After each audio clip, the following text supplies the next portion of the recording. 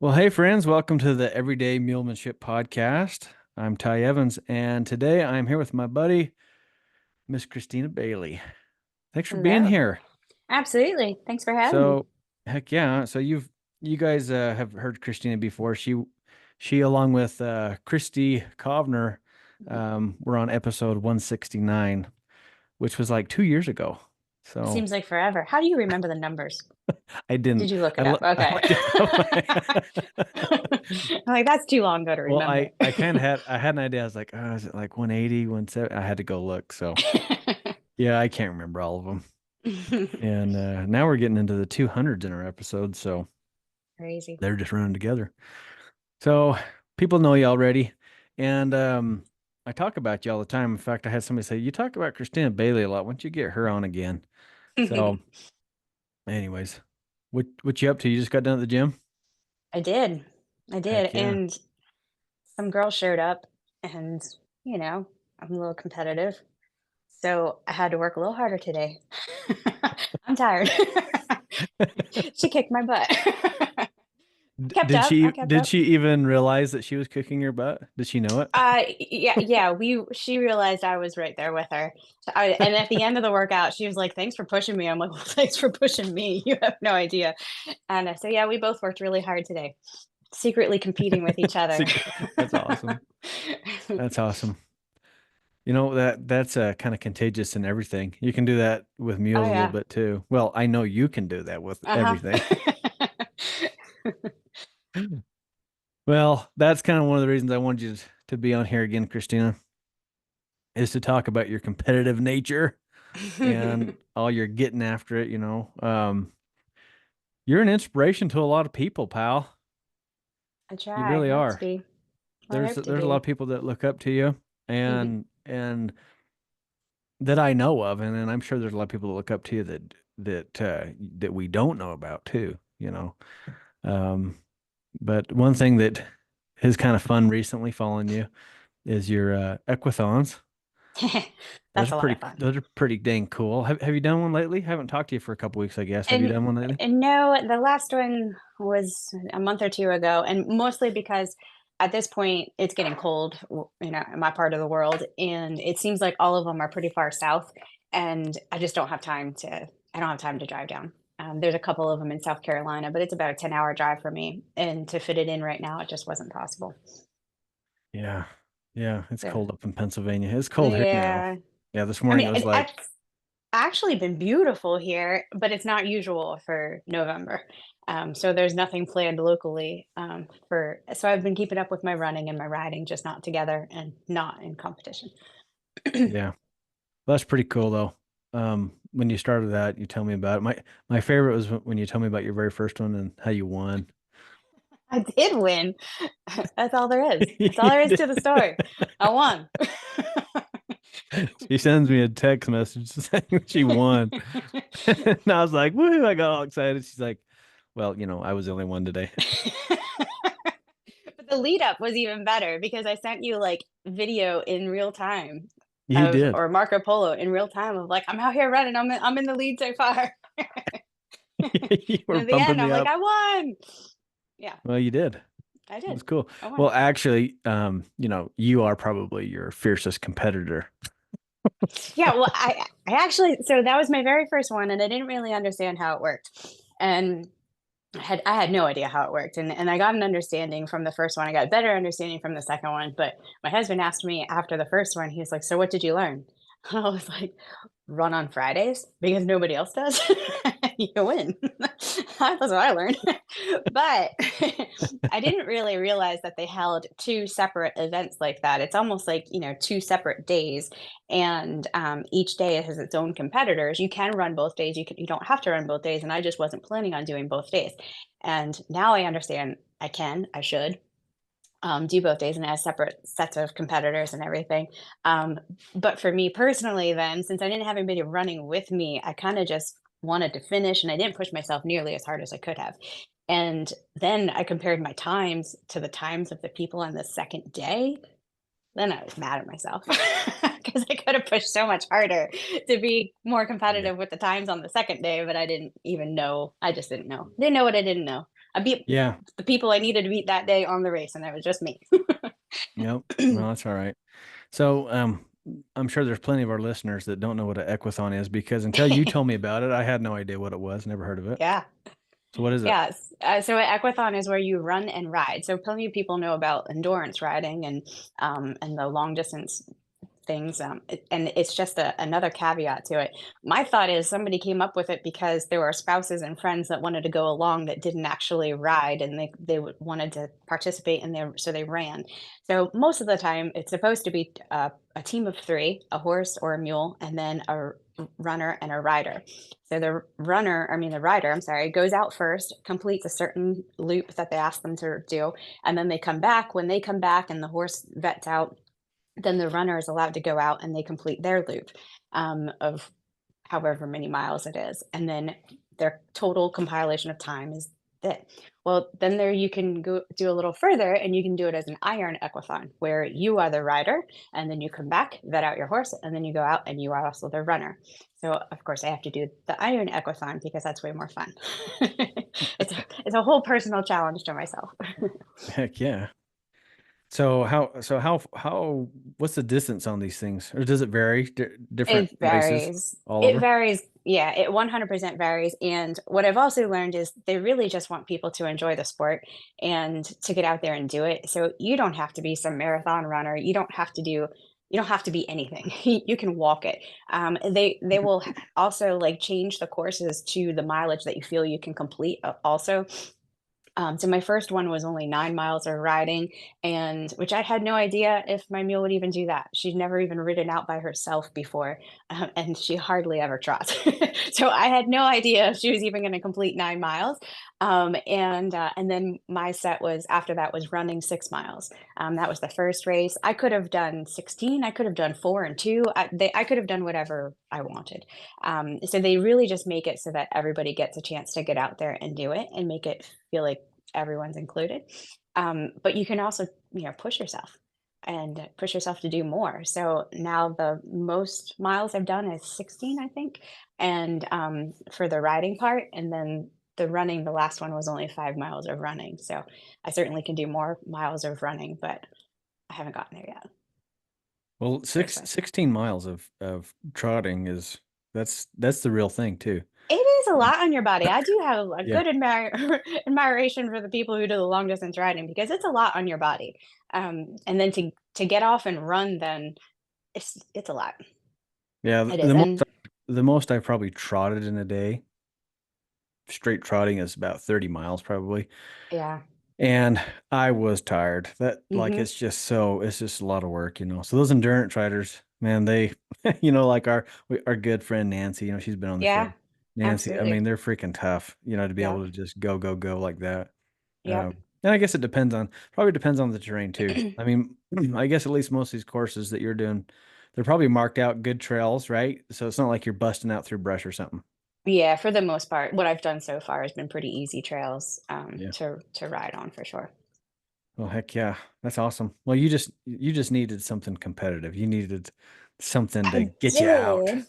Well, and I was just saying to my husband just a few days before I found this that I really wanted to find something that I can do as a collaborative sport that I can go out there and kind of has dates that are set out that give me, I don't know, a set thing that I have to go do to keep me moving with my animals, like to give me an inspiration to go out there. And and then I found this, and he said, "Well, I'm sure you'll find something." And I'm like, "I've been looking for years, and I can't find something." And sure enough, like what the next day, and I was like, I'm doing an equithon," and I was like, "We're going to Tennessee in 1 month," and that was it. And he's like, "Of course we Heck are." yeah. That's Well, you like to have something to work for. I do, I I've do for learned sure, you like accountability. Um, very much so. but you also kind of remind me, have you ever watched The Office? No, You haven't watched you gotta watch The Office. no, You gotta I watch it. don't. Okay. It's it's just the dumbest show ever, but Yes, I've seen it, and it I takes do your not mind watch off. it. It takes your mind off stuff. But you remind me of this guy on there so much that says, Lead me when I want to be led." Well, that's true. That's kind of how you are. Like I need accountability, but my own accountability. Don't you? Don't you? Right, not today. I'll let you know when. Yes. No, it's good to work towards something. Like for me, at home, and you've been out here to our rock crawling clinic. Hmm. You know the deal. Yep, Pretty awesome country, huh? it Like is. like my motivation, my version of your equathon is finding new routes. Yeah, So that's what pumps me up. Like, okay, we're gonna right. go out today. Where are we going? I don't know. We're Yeah. gonna find this route. We're gonna try to find this route, and I'll get out on Google Earth, and Hmm. like zoom into the rocks, zoom into the terrain, and like I lay out in my mind, okay, I think we can go here, but it's the unknown, and there's so many times Uh-huh. you get up there, it doesn't work. Okay, all right, Yeah, you end up in a little box cannon yep, exactly. because All we right, did. we did exactly. Okay, let's regroup. You go back. Let's try again. You try something else, Yeah. and but that's what gets me, besides my daily work. I mean, I love doing the clinics and I love doing the master class, and you've been part of all that. But like personally, people ask, well, how do you ride when you go home? That's how I ride, Yeah. And you've been with me on explorations, it's Hmm. not for everybody. The year you came out, there was some that were a little unhappy with my Right. No, explorations, but you were pumped. You were like, heck I yeah, this is enjoy that as awesome. well. That's how Alyssa, who was in master class this past year, her and I ride together quite a bit, and that's how our rides always were. Was let's just go find where nobody else rides, and Mm. sometimes we get in trouble, and sometimes it'd be really good. So I was just down to Capitol Reef, just outside the national park. Have you heard of Capitol Reef National I Park? have not. It's one of Mm-mm. Utah's big five, or Okay.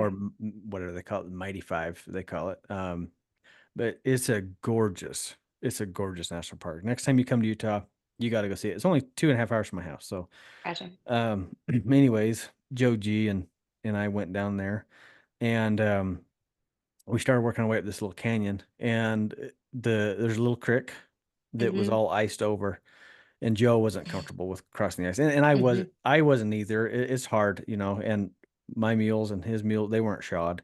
It's Yeah. different, like a lot of the line hunters around here. They'll put borium on the bottom of their Hmm. shoes, and they can So do just we. crawl through the Yeah. ice. No big deal. That doesn't even phase them. But we Right. were all just barefoot. Yeah. So he's like, Ty, I don't know if I feel comfortable going up this canyon. I said, hey, you know what? No problem. And I was like, I know there's another wash south of here that I think we can get up. I've seen it on I think. I've seen it on Google Earth. Like I kind of have an idea. You just kind of keep track of these things, right? Yeah. So so we head over there, but there's these cross fences everywhere because it's they run cattle out there too, and so we're not going to cut a fence, of course. So we're trying to find gates to the fence. Right. We find gates and we got to ride clear, like way out of the way. And then we just start going over these hills. And I can see the wash I want to get to. But Hmm. you've experienced Utah country. You can see Hmm. things. That doesn't mean you can get there. Right. Yes. And seriously, we rode for 3 hours Oh, wow. and 3 hours, and we did not go a mile of like, distance as the crow flies. Yep. We didn't make it a mile away. Yep. So, so we finally, I was like, Joe, you want to eat lunch? He's like, yes, please. So we pull over and eat some lunch. And he's like, what do you think about just heading on back? Like, no, Joe, we got to find our way down to the wash. And he's like, you and your stubborn head. And I'm like, well, we got to at least find a way to get down there. And anyways, we did find a way down there. Hmm. We ran out of time. It got dark before we could ride up the wash, or it would have been dark rather.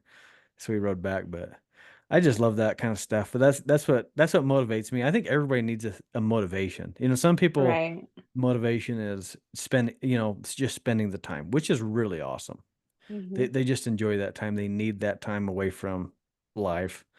But other people need a little bit more. And I guess for me, I've definitely taken it for granted, the spending the time part, because it's always been motivational. Okay, let's go somewhere. Let's go do something.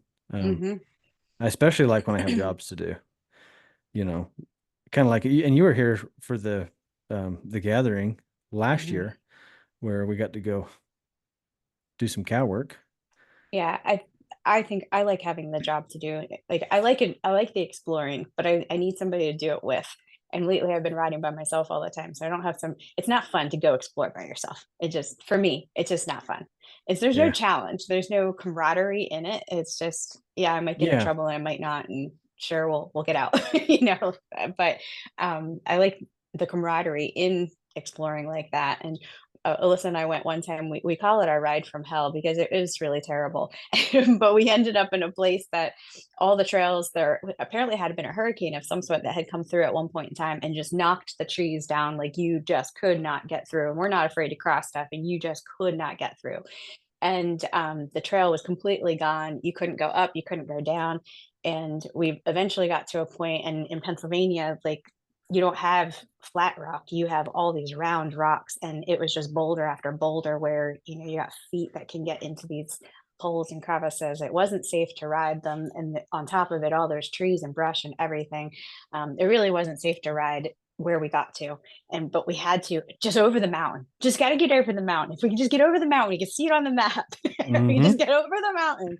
So we're walking them, and poor Troy was with us, and we were walking trying to get just over the mountain, and I'm watching the GPS on our phones, and I'm like, we're actually not going up as we're all dying. And realize like we're just crossing with the mountain and not going over the mountain. So we're like, we have to push harder, harder up, harder up. And we just kept trying, and they're getting Troy and Alyssa were getting tired, and Troy's horse was a little pushy, and he stumbled, and he's holding too close to the the halters. So when he fell down, the horse fell down because he pulled him down. And then when he stood up, the horse was down, and they kind of teetered back and forth. So we switched out who was leading who, and then Alyssa's ankle got stepped on by one of the horses, and all of a sudden you see Troy kind of panicking, and then that's when I found out he has a fear of being lost in the dark in the woods. Like we're gonna get out of the woods before the dark. We're gonna That's a get out. logical fear. That's a logical fear. Right, right. And then Alyssa starts looking like she's turning blue, and she needs to rest because apparently when she gets overheated, she gets really low sugar, and she needed to sit and rest. So while she's needing to sit and rest, Troy's starting to panic because we're going to be lost in the dark in the woods if we don't keep moving.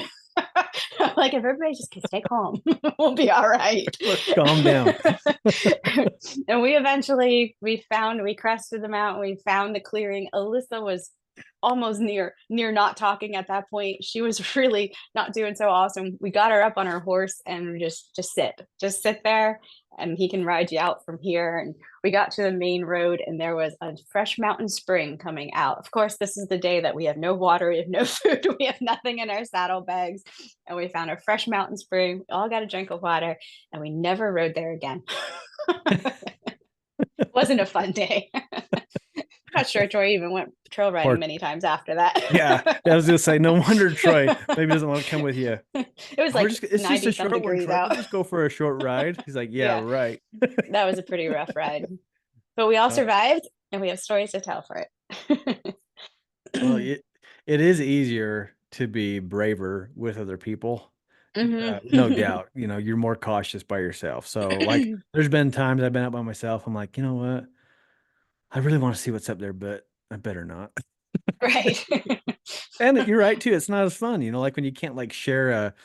share the accomplishment with somebody. Yeah. You Yeah. need another person. I think that's one of my favorite things. And for me, Sky comes with me primarily, my wife. Sure. And Yep. but Joe G, he's probably my next in line for coming with me on different adventures and things. And Sky's dad, but it's good to have people with Yeah. you that really are into it. I think I And like the equathon so much because it can be a solo thing, and I am by myself most of the time. So it's just a competition on myself mhm, and my own accomplishments. It's pretty cool. yeah, yeah. If something's gonna be pushed, it's gonna be you pushing yourself on that. Hmm. Yep. That's awesome. Yeah, I'm excited to see you taking old Betty Boop out there because I'm ready. Oh man, she's gonna go get it. I got to get her through the vet check stuff. Like they have to touch her Yeah. teeth. They have Mm. to they have to take a stethoscope to her, and they have to pinch her skin, feel her all down her entire body. That this is just not something she's ready for, but we're working on it. We're Yeah. working on it. Yeah, that's a lot of exposure. Looking But at her you've teeth is a lot for her. mm, well, you've done a lot. You've brought her a long ways. I And still can't look at her teeth. yeah. Not quite. Well, does she let you like what does she do when you just like touch her with your fingers? Yeah, No go. she's it's immediate pull away. Hmm. I can put a bit in her mouth pretty successfully. Like she has the bit, she sees the bit, and you can halter her pretty well. But if she's just on a lead rope, or not halter, I'm sorry, bridle her. But if she's just on a lead rope and you just want to touch her mouth, now Hmm. she doesn't know what you're doing. Hmm. So I just need to work through that. I haven't tried. I haven't Yeah. not put the time in to work through it at this point. You may have to be my one rare exception where I tell you to give her treats. Treats. I actually thought about like because Because I deworming usually tell people her, like, no. They're like, well, what about? I'm like, no, no, no right, treats. But for you, I don't know. Maybe you're gonna have to try it so you can touch her face, you know? right. Well, I thought about like like I can't deworm like deworming, and it's Yeah. just all horrible. And the one way I did get warmer in her was putting her bridle on and then holding her with a bit, because that's when I can touch her, Mm. and that worked. But I didn't want her to learn to hate the bridle then either. Well, she puts a bridle on, bad things happen, So I was a little scared because I used the bridle to actually sedate her for the vet to get shots and stuff, and because she doesn't do that either. And then I thought, man, she's so smart. The next time I go to put this bridle on, she is not going to let me. But she did. She let me. Yeah. So, anyways, thinking about like tubes of applesauce, I have a big old dewormer thing that's empty, and it's big and open, so I can squirt applesauce kind of in her mouth and be like, oh, actually tastes really good, like a treat, and hopefully Hmm. help her come along. Yeah, I that's haven't a taken the really time. that's an old trick. And lots of people Yeah. have had a lot of success with that. Right. They really have. So Yep. kind of sticky and nasty for you dealing with it, but Yes. whatever. Yeah. You wash your hands. Yep. Well, it'll be worth it though because I think you're gonna have a blast on Betty Boop. I agree. I could do the whole thing with her. I just can't do a vet check with her right now, but she Yeah. is ready for everything else. Well, So you might I have to gotta. ask him, hey, what's the highest mileage here? I'm gonna go on the biggest ride. She's gonna be a little tired when I get back. Well, they have to vet check before they go. Oh, yeah. Oh, then you're No, out. right. She has to do it before she does anything. She gets to do it before and after. Dang it. Yeah.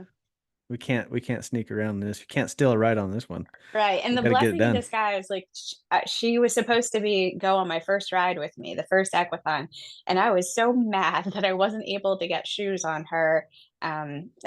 The farrier broke his ribs, and it's not his fault, but I just wasn't able to get shoes on her. And I was so mad about it. But at the end of the day, I'm like, it doesn't matter. I'll just take Ellie. It's going to be fine.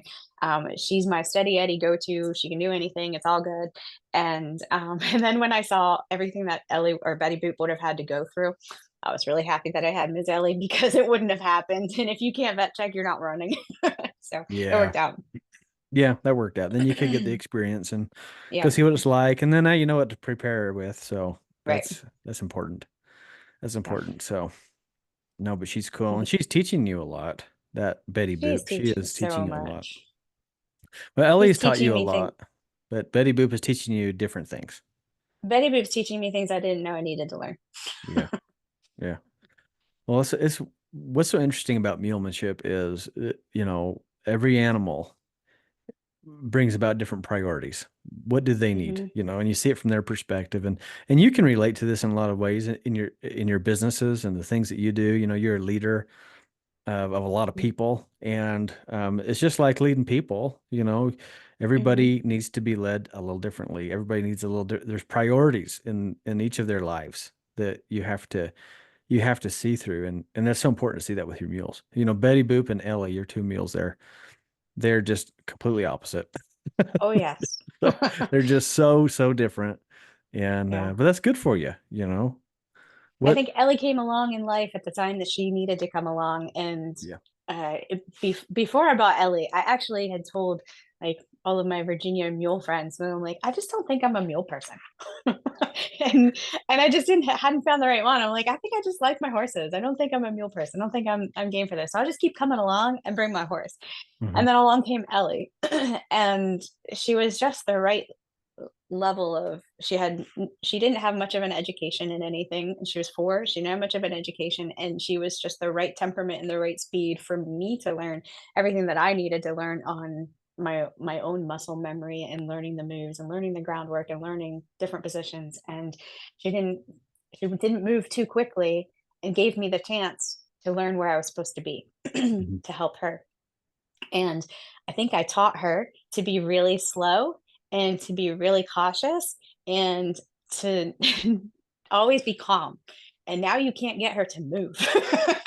So I taught her to be grandma, and she is really good at it. She's a really good grandma. Like, we just rode, I took her out this past weekend, and I didn't want to take Betty Boop. It was very windy. It was a very spooky kind of day. There's hunters, there's all kinds of things in the woods, and I just didn't want to take Betty Boop that day. So I took Ellie, and we covered 7.6 miles in over 3 hours.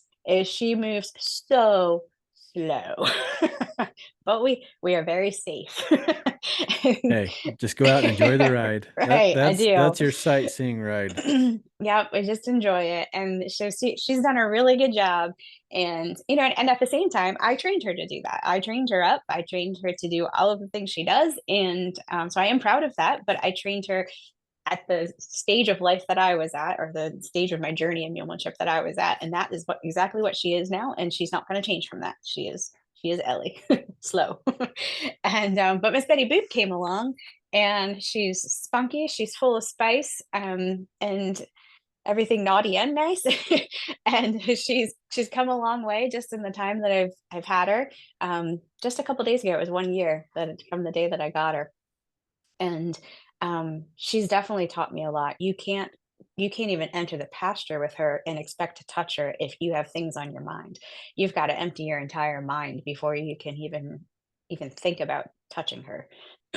Haltering her is another whole thing. But she's still that way. Like, as friendly as she is now, you still have to have a clear mind, and just an open soul. I don't know how else to put it. And Mm. it's the craziest thing to actually experience. Like, you can talk about it, and you can read Sacred Spaces, and training principles of training, all these different books that kind of talk about it, but to actually have the animal that requires it of you, it was a whole nother level of what I had to dive into to kind of just be with her. Well, that's good. It's been a That's good good. ride. And that's really good for you too, because I know you. You're a busy, go uh getting son of a gun, and so it's good. I think it's good for Christina Bailey to have to just right. chill. Yeah, it's been invaluable. I think I told you, like, Calm. you on masterclass, you release the new class on Monday, and I watch it. Like, I get up early, and I watch it anywhere between 4 a.m. and 6 a.m. And I get all my homework done. I read everything down, and then I'm like, I'm ready to go out there and check on Betty Boop and grab her and do the work. And she's like, on Monday mornings, oh no, like, I have way too much intention. I'm not catching her on a Monday, not a chance. So then I do it with Ellie or Cruz at the time, and yeah, then another day, So another like, day. what are you doing though for Betty? Like, so if you want to work with her today, what are you doing to chill out, to calm down, and to, like you said, just empty your mind? What are you doing about that? Yeah, I just learned to be in a different place. And so that was at the beginning of masterclass, and of this year. And I had also only had her so I got her in November of last year. So I'd only had her for a few months, and I didn't know that's where we were at. It took me a couple Mondays to put together the correlation Mm. of, like, I am just way too intense for you with what I have going on. And I also knew if I had a time frame, because the way I had worked my schedule, I had until, let's just say, 8 a.m. in the morning to work with the mules. And if it was 7 a.m., well, I needed to catch her and get her done, and get the work done. And that was way too much for her. So nowadays, I've worked really hard. I've read a lot of books, and which I do anyway, but just read a lot of books and really helped clear my own mind and find a different space and peace in life. And I don't have to live by a schedule. I don't have to, one of the things that we talked about last year was I made it work. And because it made it a competition, made it a work, and made it a job of going through not only a master class, but learn mulemanship. And it's not a job. It's something that I'm supposed to enjoy. And I want to enjoy the journey with her.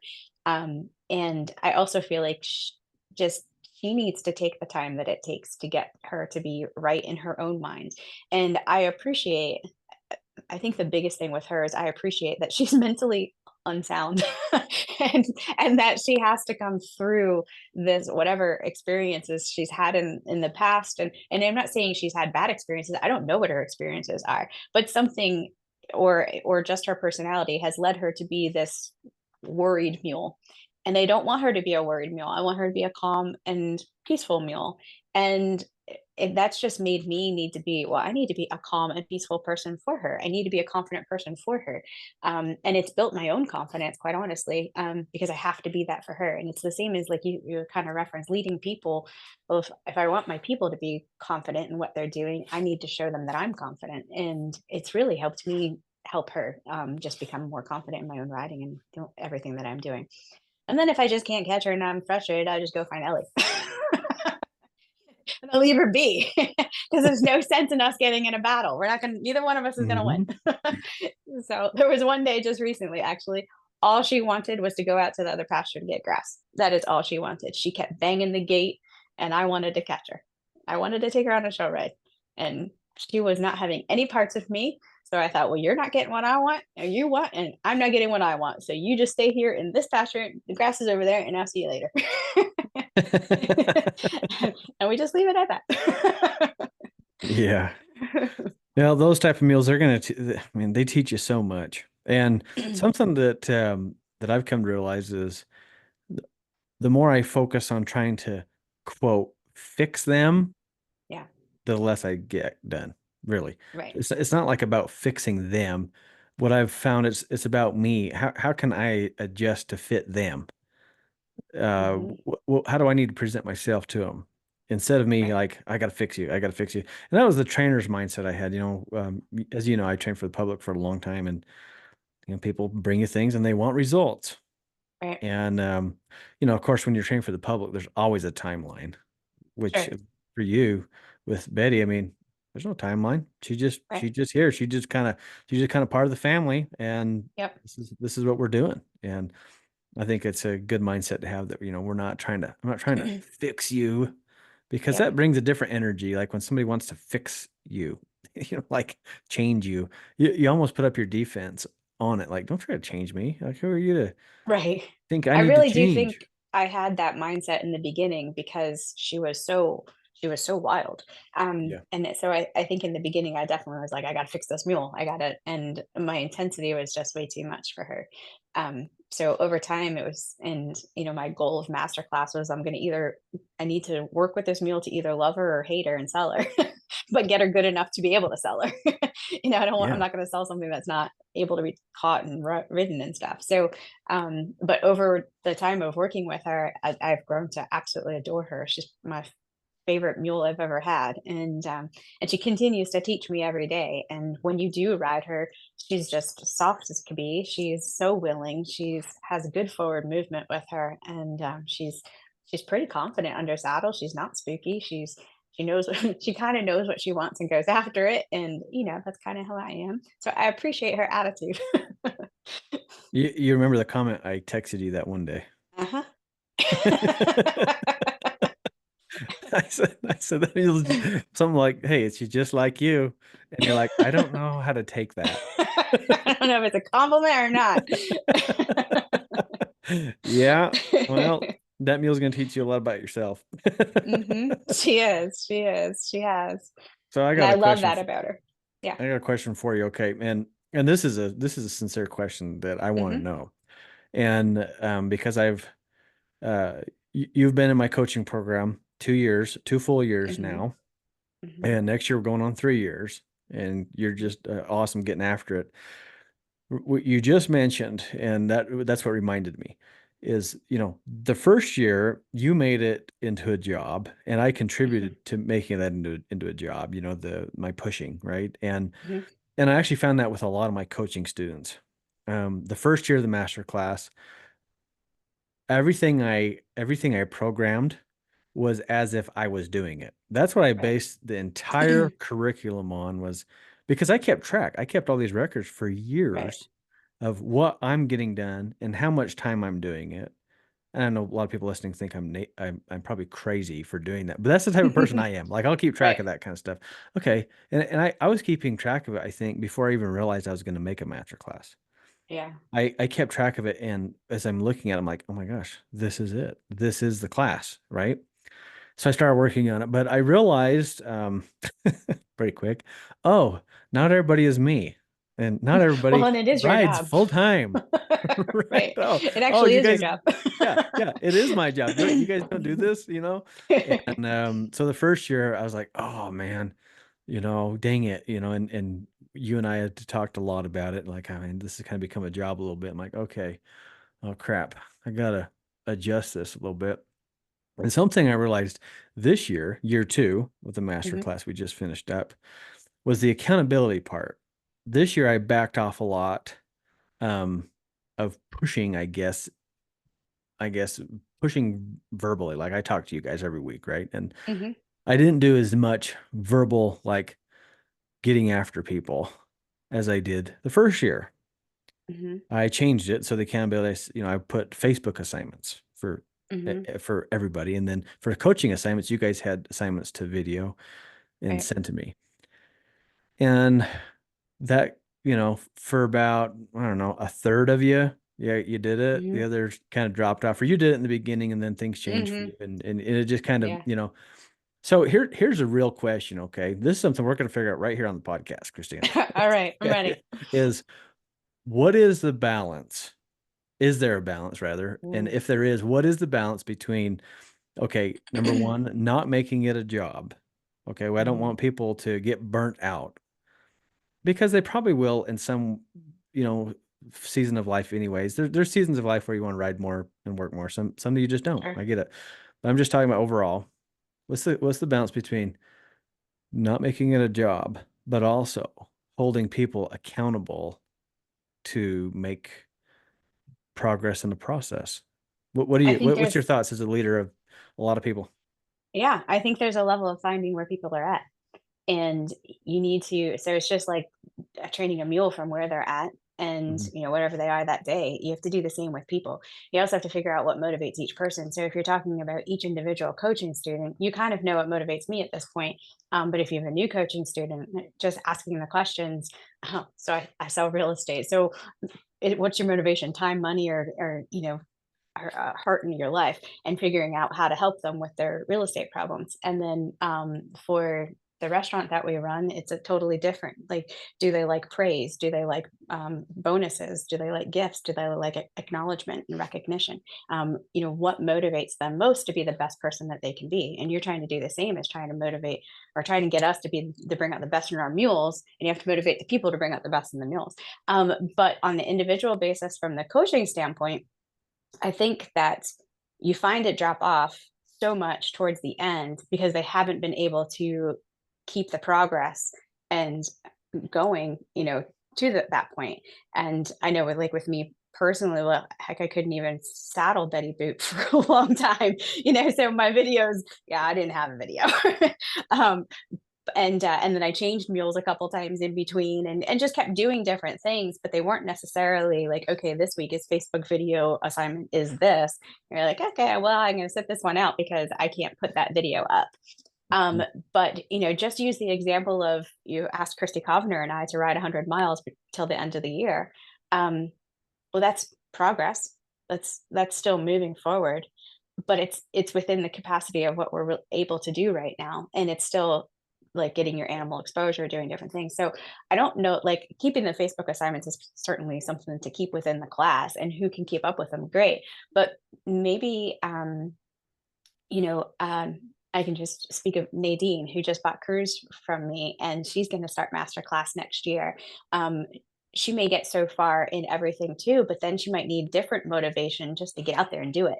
Mhm. And so, finding that motivation within everybody to just get out there and do things. probably part of keeping them motivated.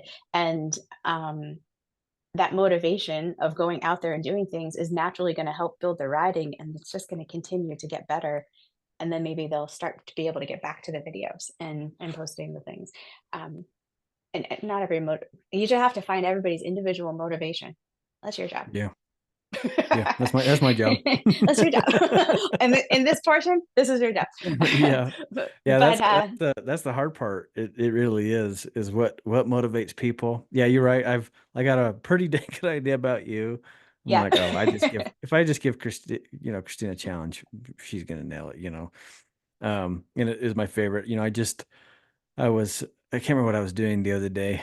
When I just texted you a couple days ago. I said, "Hey, how many miles you got?" You know, it just came to my mind. I'm like, And I'm I checking on spouted it Christina, right off. and boom, you got it. I'm like, oh yeah, heck yeah, that's what I'm talking about. You know, and I give a few people the 100-mile challenge this year. Uh, You and you mentioned Krista Kovner, and and I've given a few others, and other people I'll just check in and say, "How's that going?" And I don't hear anything. radio I silence. don't hear anything back. It doesn't ever come back. I'm like, well, that's all right.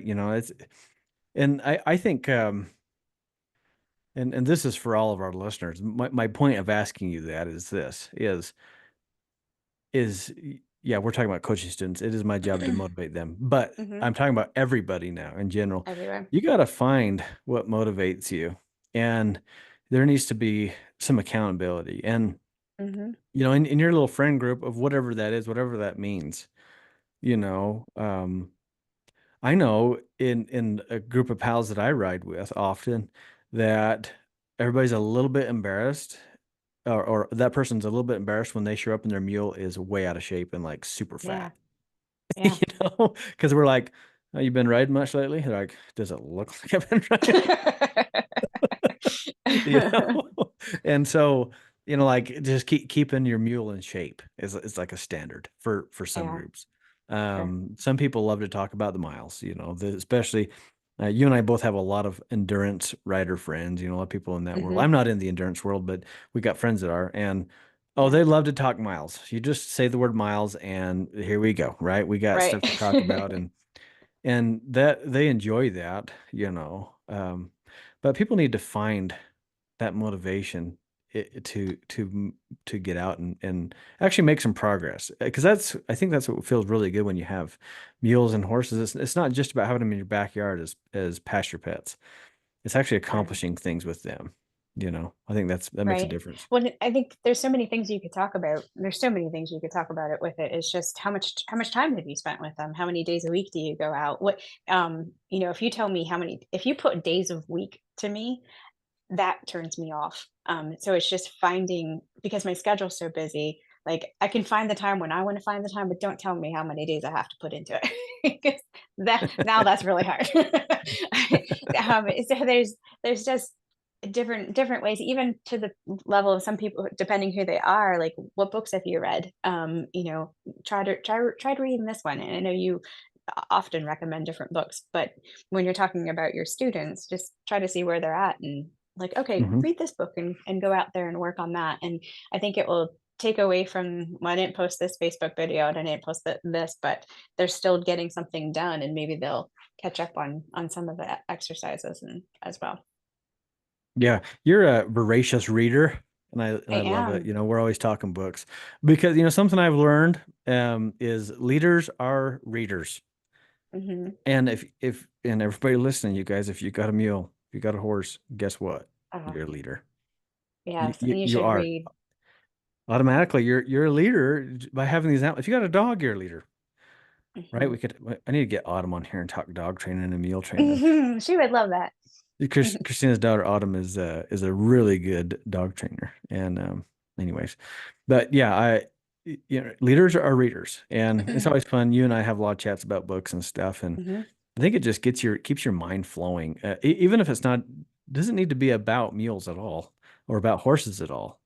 It No. just read and learn and figure things out and let your brain, like I'll be reading a book that has nothing to do with mule, and I guarantee the author has never ridden a mule, never ridden a horse, and probably never will. And just things that come up, um, just it just gets your mind flowing. So I just last night I finished reading a book called Bomber Mafia by Hmm. Malcolm Gladwell. Hmm. Okay, nothing to do with mules, nothing to do with No, horses, I can imagine by the title it doesn't. nothing at all. Okay, it's primarily about World War II Yeah. and developing a bomb a site for these airplanes, and it gives two perspectives. It gives a perspective of this guy that has like this forethought for um it's an oxymoron, but a moral war. Okay, so when you're Hmm. fighting this war, instead of just like area bombing, like they were, like the Germans were doing Hmm. and England was doing, just area bombing, just let's just throw bombs out and just whatever, right? This guy was all about precision bombing. Oh no, let's bomb a factory. Let's bomb, this factory making ball bearings or this factory that Yeah. makes springs for this part of the airplane. If they don't have the springs, they can't build Right. airplanes. So this one guy's thinking like this, the other guy's thinking complete annihilation. Nope, let's just bomb, let's kill a lot of people, and that Yeah. will that that'll take them out, it'll break their morale. Right. So just this book talking about two total different perspectives of how to fight this war just brought to mind so much mulemanship. Like I'm reading this Hmm. book, about World War II and these bombers, and I'm thinking mules. I'm like, so many people, um, like they're just they can be so short-sighted of in their mulemanship. They can think, well, this is important. I need to do this. When really Right. a little different viewpoint um, will bring about a different result. And anyways, that's my point about reading is even if it doesn't have anything to do with it, if, my mind obviously is consumed with mulemanship. You know me. Like that Hmm. is my world. And, poor Sky, that's just, that's just what I am. I'm just always thinking mulemanship and leadership. I mean, really But leadership. you can relate everything in mulemanship and leadership to life as well. Like it goes Yeah. both ways. So you can read stuff that has absolutely nothing to do with it, and it applies Mhm. to mulemanship, and you can take all your mulemanship stuff and apply it to real life. Just as you constantly say, mulemanship's a way of life, and that's probably one of the biggest things I've learned more this year. And like, what have I done with Betty Boop to go out there and work with her? I've applied it mulemanship to my whole life, and I really wasn't doing that before. And it just it makes a huge difference. I'm reading Dare to Lead right now, and physically reading Dare to Lead. I read a lot of audiobooks, Yeah, and I was just gonna ask you that. Are you listening to it or are you I'm actually reading with your physically eyeballs? reading this one. At any one time, I'm probably reading three or four different books, because I'll be reading a nonfiction book, I'll be reading a fiction book, and I'll be physically reading a book and listening to something else. um, but but right now, I'm physically reading Dare to Lead, and it's a pretty good book. It's not a like ultimate captivating book, but there is a phrase in there, rumble with vulnerability. And I was like, every time she says rumble, it's a conversation. She's talking about having a conversation and rumble with it. And then she's right now talking about rumble with vulnerability. And I'm like, that's a really good way to put it. And everybody needs to be vulnerable, and you need to you have kind of a rumble with it, Mhm. in order to get through it. And man, we're so vulnerable with our animals, but they're so vulnerable to us. And we need to play that back and forth with each other, with the mules, I mean. Yeah. That's a interesting phrase. Rumble with vulnerability. Hmm. So Hard. I've talked with different people about this. Probably the person I've talked to most about this is Ben Longwell. And we've had Ben on the podcast, Hmm. and Ben has done virtual clinics with me, but he's a great horse trainer. Used to live in Hmm. New Zealand. Well, he's from here, then New Zealand, and then back here. So whatever, I don't know where he lives. Um, but he talks about, like, and we use different words, but basically Hmm. vulnerability, how it can hold you back when you worry about being vulnerable with Hmm. starting horses and mules. Like we've taught colt starting before, and a Hmm. lot of people, there's like two spectrums. Like there's a spectrum of people that don't do anything because they don't want to be vulnerable. They're scared. They're scared. You can use the word scared. Right. Fear is fine. Yep. I've talked about that plenty. It's okay to be fearful. In fact, it's good. But sometimes it takes over and it holds them back so much. And now they're taking the whole thing things take time. I mean, they take way too much time. And then the Yeah. other end of the spectrum where people like rush it and they just like, kind of just rough it, and like, well, whatever, let's just kind of like how I grew up, saddle it up, get on, survive the ride, and you just keep pushing, and that's how I was raised. And those are both extremes. Where's the middle, and Hmm. I guess you know, that rumble vulnerability, that's a cool phrase. I like that. Yeah, I it's like been that. an interesting book. It's kind of a soft perspective on extreme ownership. Like it's a Okay. polite way to talk about extreme ownership, and really talks about shame and guilt and how they're Yeah. all natural feelings and how to understand and realize what you're feeling and how to rumble with it. It's pretty. Well, and that's an interesting perspective too, because like extreme ownership, I Hmm. love that book, but I Hmm. love to take it. I mean, I can just take it on, right? Like it doesn't like Right. you've heard me speak about it so much, and I'm like, it's my fault. And you just take it, and Yep. it's definitely the harder version of it. And if there's a little softer lead in for some people, because some people, when Yeah. you start talking extreme ownership, I mean, they just can't. They're like, oh my gosh, this sounds so, you know, I've noticed I like all like the military commanding books. The yeah. ones that like drive you. Those are the ones I like the most. And like this book is great, but it's very soft and fluffy compared to what I would normally really enjoy. And but there are people who definitely need the softer, fluffier side. And I'm sure everybody in my life, my kids and my husband and my real estate team are probably very tired of hearing about extreme ownership. Yeah. You I know talk about what that a though? lot. If you can actually get a culture of it, it is Yeah. so awesome. So the other day, what did I do? Oh, okay. I may or may not have stolen some of my daughter's candy, okay, from Halloween. Is there proof? There's no proof. Well, there Ellie had proof. She's like, and I can't remember how many. She's like, Dad, I had 79 pieces of candy in here. There's 77. You want to tell me anything? And I'm like, no. She's like, extreme ownership, Dad. You probably should pick the She, other daughter. yeah, she told me like extreme ownership, Dad. I'm like, yes, I stole your candy. You definitely should have chose Swayze, not Ellie. Yeah, Ellie's yeah, got you. yeah. Ellie's like, no way, Swayze. I could have just asked her. She'd be like, sure, Dad. Right. But yeah, when you get a culture of extreme ownership, though, it's really cool. And I doubt.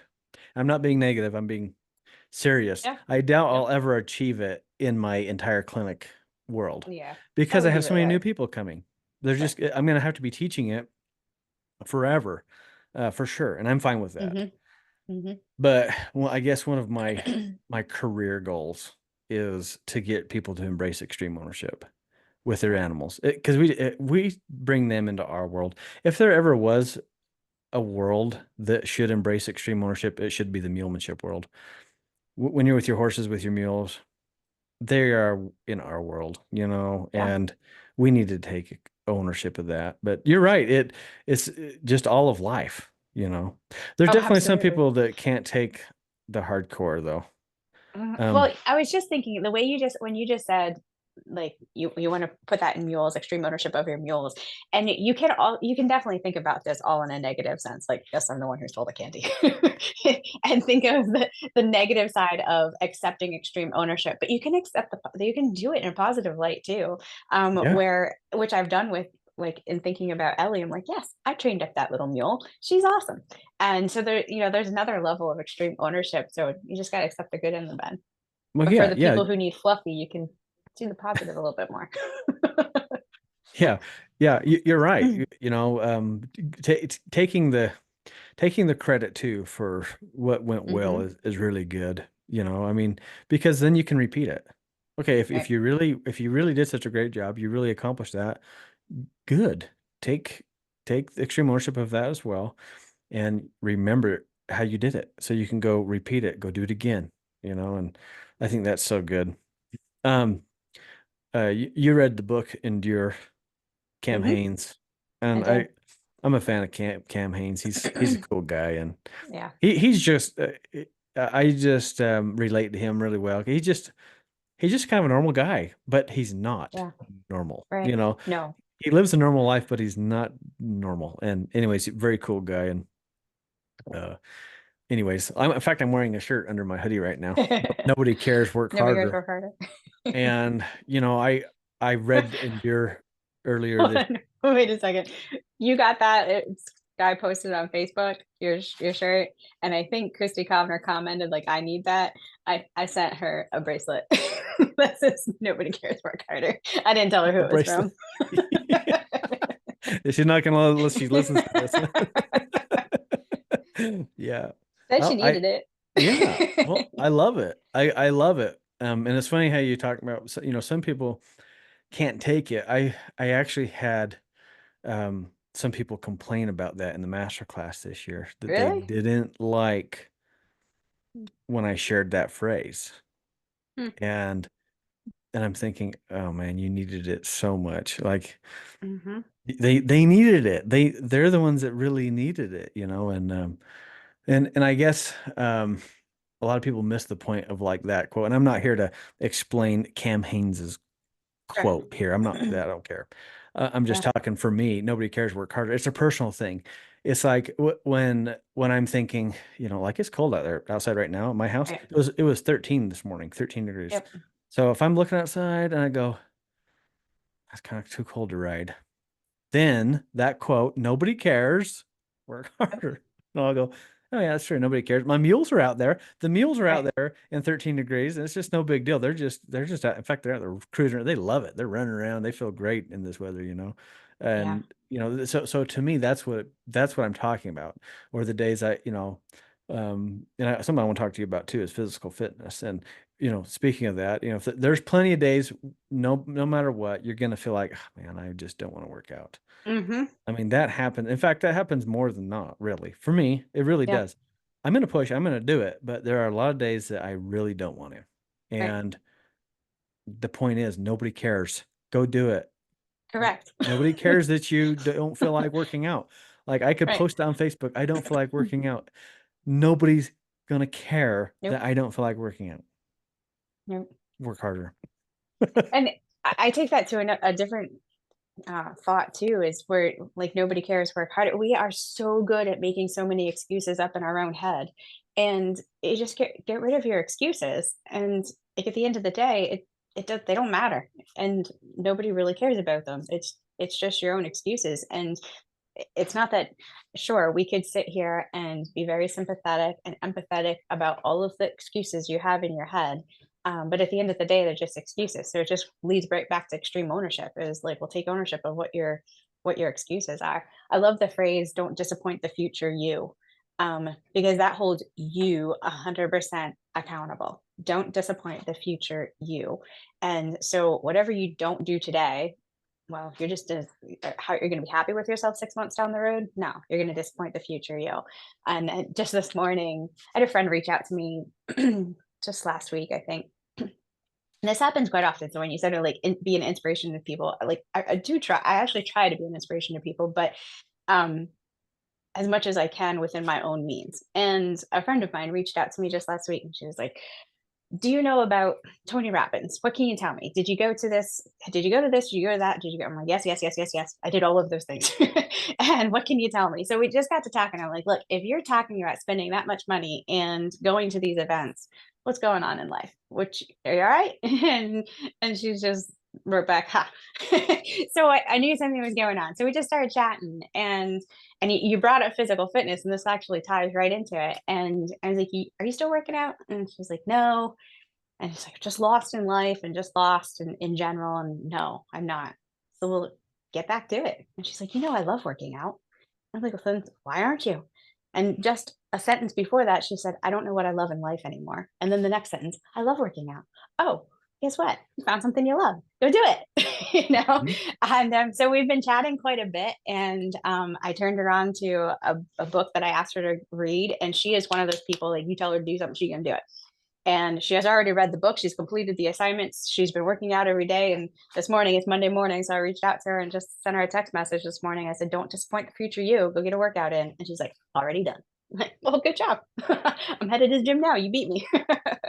And it's awesome to come across people like that, that sometimes they just need that, just need a little extra motivation or a key phrase or just remind them why you're doing what you're doing. But yeah, nobody S- cares. Nobody cares about all Yeah, her excuses she had. yeah. Sky, one of my favorite things. She uses the term or the phrase "future Sky." You know, is Hmm. future Sky gonna be mad at past Sky for this, or is future Sky gonna be glad that past Sky? She's really funny because it's usually something like like okay, setting out meat for dinner, right? She's like, okay, I need to set out some meat for dinner because future Sky's gonna want to cook some dinner, right? Right. Or like doing a chore or whatever around the house or whatever. Uh-huh. And but if you kind of get to thinking like that, like, hey, like what's your future self? Is what you're doing right now, is your future self going to be Yeah. glad about this, sad about this, mad, happy? What's the emotion that future self's going to feel about this? Right. And Well, we then can it apply also that to just our. goes to, yeah, just do it. It kind of like putting the meat out till fall. Like, just go do it. How long does it really take you? And we were having this conversation in the office one day, and I hate dusting. I hate dusting my house. I hate cleaning my house. I hate dusting. And my assistant's like, just do it. I set a timer for myself for 10 minutes. And whatever the thing is that I don't want to do, that I've been putting off and not doing, she was like, I just set my timer for 10 minutes and I do it for 10 minutes. And she's like, most of the time, I'm done before the 10 minutes is up. So I started dusting the one day. I set my timer. I started dusting. I dusted my whole house in 5 minutes. Like, really? I can dust my whole house in 5 minutes and I haven't done it for like 2 months because I didn't want to take 5 minutes to dust my house. And it's like, if you just do it, Hmm. you're so much happier in the end. You feel like you've accomplished so much more. It's the same with the mules. Like, just get out there and just do it. It takes you five Yeah. minutes to saddle up. Well, I like the 5 minute rule. The 5 minute rule. Like if you see something that needs to be done and Hmm. this is it's going to be 5 minutes or less, do it. Yep. So this morning, well, I've been it's funny. So we had a light out in the kitchen. Okay, a light bulb went out, and Mhm. I ordered the light bulbs because it's like some weird fixture that my hardware store didn't have. So I was like, what the heck? Yeah. So, anyways, we got it in like 3 weeks ago, and it's interesting because Sky, I know what she's been doing. She strategically placed that light bulb where I'm going to see it, and I've been avoiding it, multiple days, and just this morning she moved it again. So I'm like, okay, You're gonna put a light bulb up I'm today? gonna I'm gonna put a light bulb in. And so I actually, like you're talking about, I looked at the clock and it was this morning and it said Mhm. 7:53. Okay, I just ran out to the garage, grabbed the ladder because it's way up high, and I grabbed Yeah. the ladder and the light bulb, put it in. Took me 3 minutes. Right. Like, I've been agonizing for 3 Three weeks three over weeks for 3 three minutes. minutes. Right. Exactly. I'm like, come on, like just and that just and it's funny because I'm thinking to myself this morning, actually, as I was doing that, I'm like, I imagine this might come up in me and Christina's conversation this morning, And here you are. I because better do it. this is the type of people we are. We need to get stuff done. And it's funny because like that dumb light bulb, I think about it at night. I'm like, God, dude, a little bit Isn't it this so huge weight off dumb. your shoulders? Yeah, You feel just so good. freaking do You've it. made your wife happy. Just do it. And it's the same thing with mules. Like people, especially coming up wintertime, with the master class and all that, and I'll get lots of Mhm. excuses. I'll get all kinds of excuses for wintertime. Yeah. Hey, you know what? I know you're gonna get cold. It's gonna be really cold actually for some people. I get it. I totally get it. Yeah. But you can be cold for 10 minutes. Go Yeah. out and just, or even 5 minutes. Just go out and just do something. Like just go brush your meal, whatever. Go put the Yep. halter on, lead it to the gate, take the halter back off, whatever. Just go do it. And even if it's a Betty Boop style, and you're like, I really only have 5 minutes. I know that 5 minutes ain't gonna work. Hey, Mhm. just go out. Just go out there and lean over the fence, or just go in the pen for Yep. 5 minutes. And it's just like this dumb light bulb. You feel Yep. so much better after. It just feel great. Just go do it. With Betty Boop, we're still at the point where I can take those 5 minutes and just try to get her comfortable with me standing next to her. Mhm. I don't have to do anything else. Just let her come down at me standing next to her, and I can walk away, and we've accomplished something for the day. And it gets better and better. and but we're still at that point. So Yeah, yeah, I just can take working on 5 minutes exposure. easy. Yeah, exposure Hmm. and being familiar. They need to get familiar with you. Hmm. That's so important.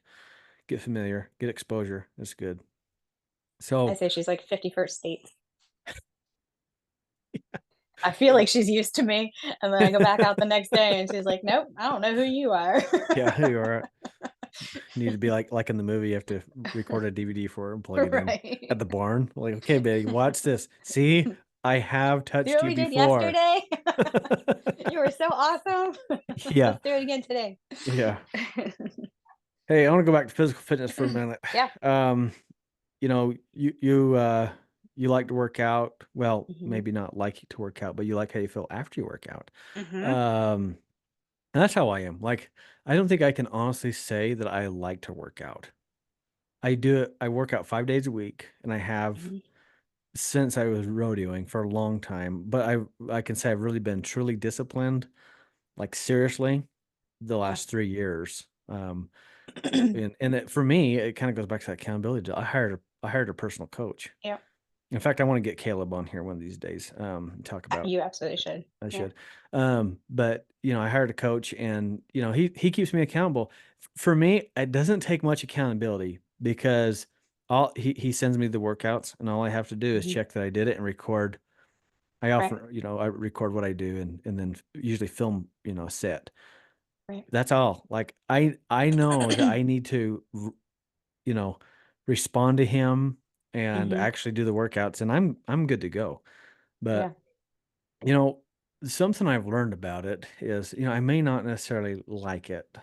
I haven't really woke up yet and like, oh, I can't wait to work out. But after I do it, I have never regretted it. And Right. something that's changed for me, and this happened now 3 years ago. In fact, this is when I hired Caleb, Hmm. is I was working with a big old draft mule up in Corvallis, Montana, which is actually where Caleb is from. So uh, I was working with a big old draft mule, and it kept bolting away. And you know the story. You've seen me ski across the arena. Hmm. Well, this was skiing plus a turn and some serious airtime from me.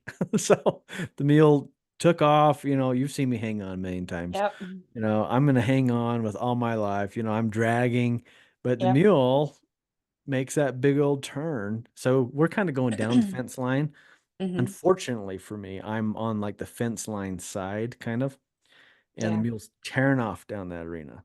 And it makes a big turn to the left, and I leave the ground, and I'm on the end of that rope, and it throws me, and that centrifugal force chucked me Yep. right into the fence, Mm. right by poor little Swayze.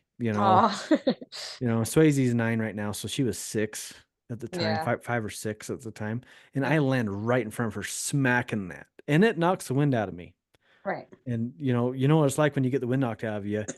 You're like Hmm. groaning, like, Can't breathe. oh, you just can't get the air. And so I'm sitting Right. there groaning, and Swayze thought I was dying, so she runs Oh. crying to go get Sky, Yeah. and it scared her really bad. But I have been bucked off more times than the average person in this business, just Right. from my rodeo days. And then, and I've Yep. been rolled and kicked and run over, all the dumb things, all the wrecks. I've done them all.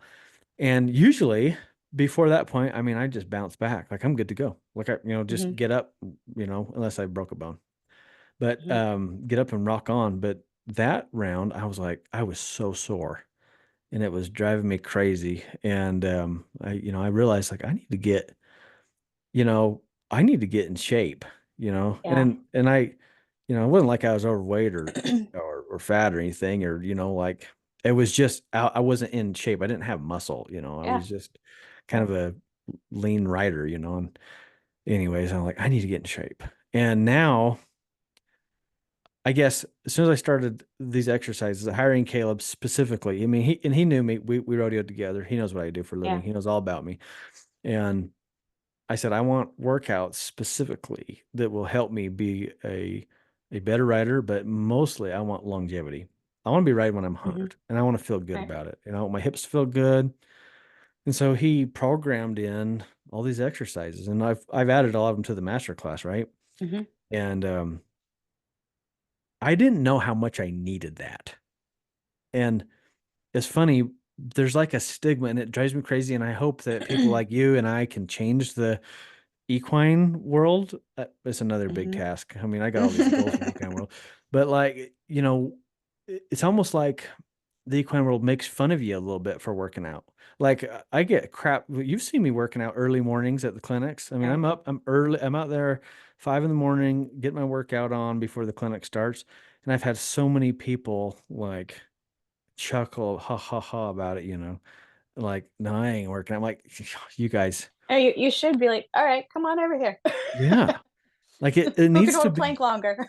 I wish people would exercise in the equine world more. There Yeah, would be so much less injury. There really would. I'm not yeah, saying you're not going to get hurt because you got this is a high impact sport. So when you hit, stuff can and sure. probably will break, Yep, and you can be in great shape and still get a busted bone. But even yep, then, if you're in good shape, you're going to recover much quicker than if you're not in good shape. So I'm not saying absolutely. it's a way for you never to get injured. I'm just saying that your chances of it do go down, you Yep. know. And I think that's so important. I wish more people would work out. It's a huge it's not just from a physical standpoint, but I'm sure over the last 3 years, you can even feel even though you don't lack confidence in riding and you but even just in life in general, you just feel more confident of a person, um, for females especially, like, you feel good in your clothes, you feel good in your skin, you feel good approaching people, you feel good in your saddle, you feel good riding. When you look at the pictures of yourself in the saddle, you don't cringe. You know? You just feel good, and it's all a result of the work that you put in.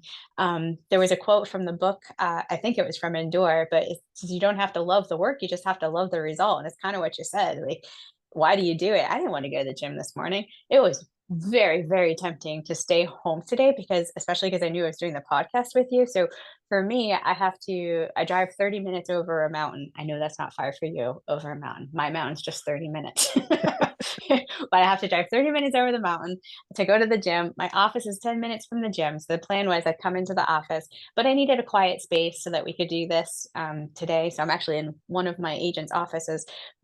But it was really I almost had myself convinced that I could just stay home and not drive that hour and 20 minutes to the gym and back, and I'll just go for a little run at the house, and then I could have my quiet space to do the podcast at home, Hmm. and I was like, "No, gosh darn it, it's Monday, and Monday I go to class. Like, I go to the gym on Monday." So I forced myself out the door. I was actually late because it took me that long to decide what I was doing. So I rolled in at 9:01, and it starts right Hmm. at 9 o'clock. And but I messaged my coach and I was like, "Hey, traffic was tough. I'll be there in a minute. Can you get my stuff up?" And she did, and like, it turned out to be a great class because there's so many people showed up today and pretty tough competitors, and they pushed me. And I feel fantastic now that I did it. And you don't regret it. You don't regret it afterwards, like you said. You don't ever regret it.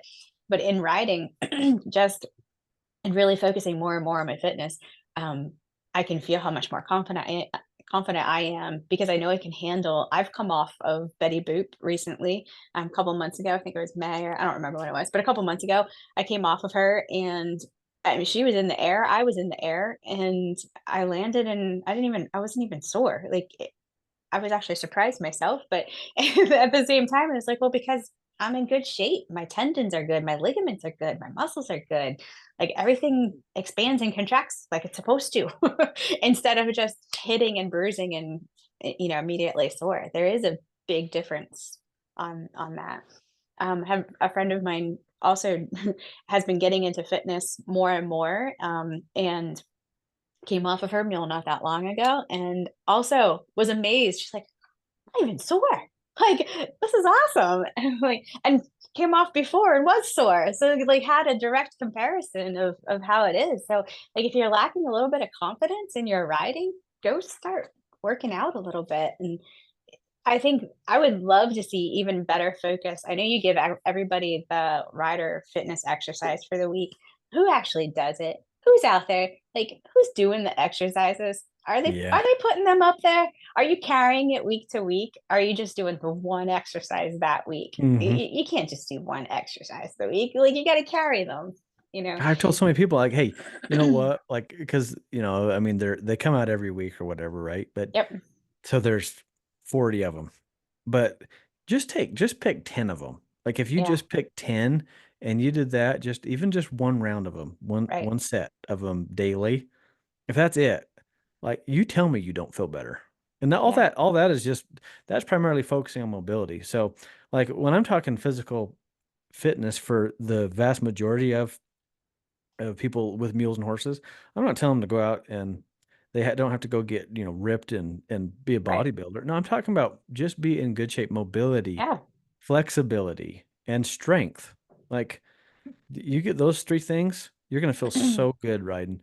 What's helped me the most though, it was when I hired Caleb and he's explained to me this process of really building muscle, like what it really takes. And then Hmm. also, like you said, strengthening tendons and all these and ligaments and all these other parts of the body. Hmm. And when we think about working out, you don't usually muscle, that's what comes to mind. Right.